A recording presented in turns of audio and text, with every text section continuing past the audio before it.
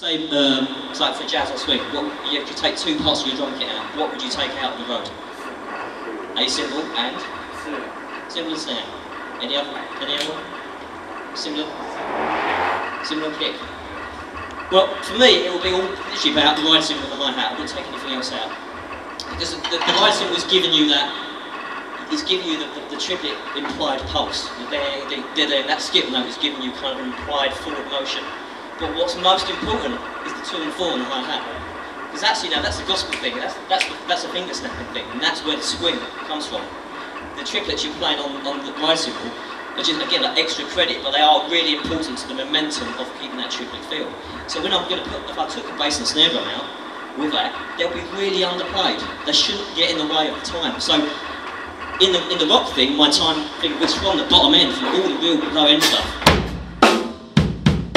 In a jazz thing, it'll be. In fact, it won't even be that. I'm really happy in a big band or a swing situation. If I can play this,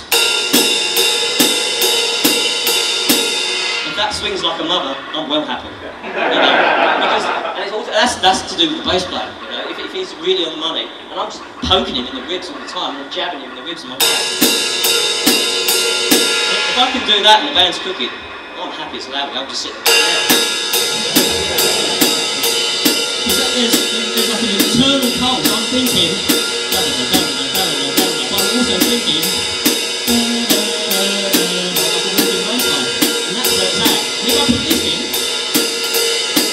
and I lose it, it just gives the flavour of what it's about.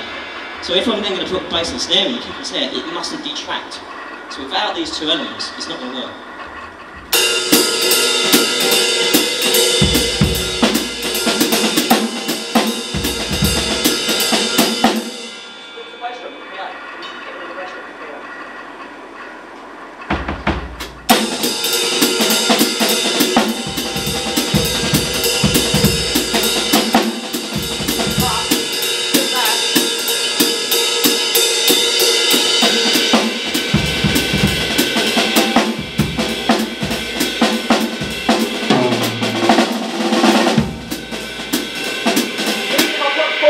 Bass drum, I'll do it really lightly.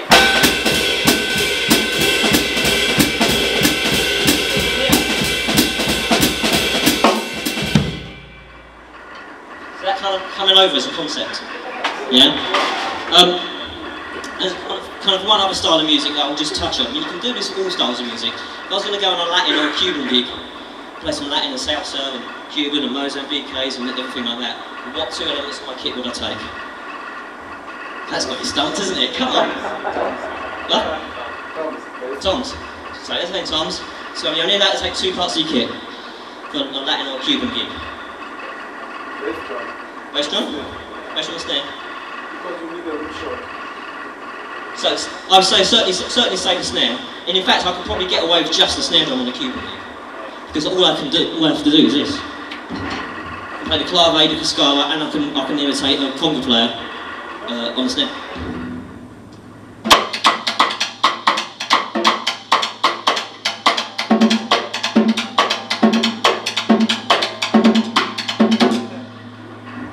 But I would probably, just for extra colour, probably take a cymbal way.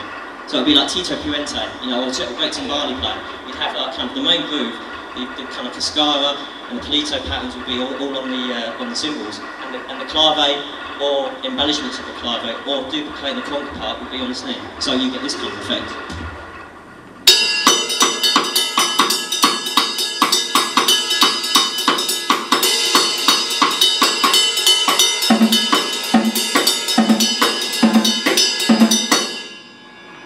Again, I'll be happy. I love playing timbales because I haven't got to carry any kit.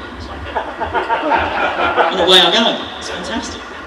So, whatever style of music you're kind of listening to or you want to play, for me you can emulate them by literally just thinking there's two core elements in those grooves.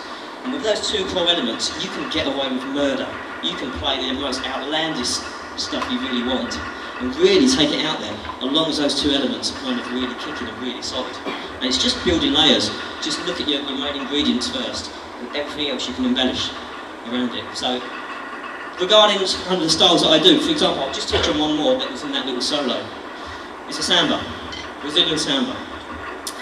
For me, it all comes from like the Serlo, and like the Brazilian marching bass drum, for want of a better thing, which will be this pattern.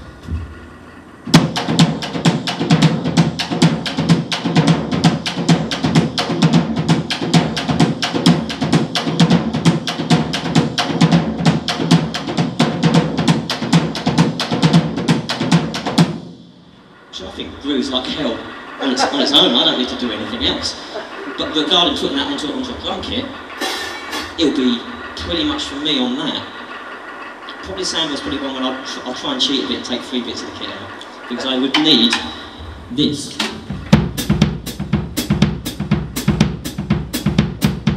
Which still pushes emulating that, the Serlo part, and then maybe Kishishi, which would be the snare part.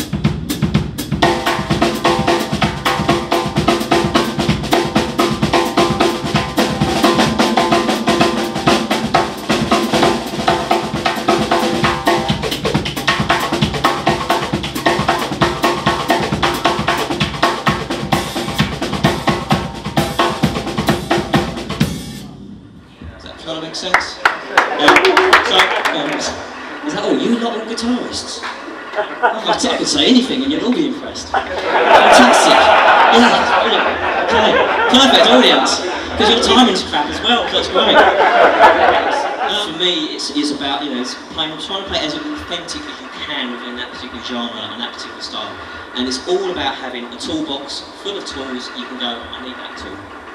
I'm not getting hooked up in the technical side of things. I can play a degree of technical stuff, but I play from here. I certainly don't play from here. I'm never thinking.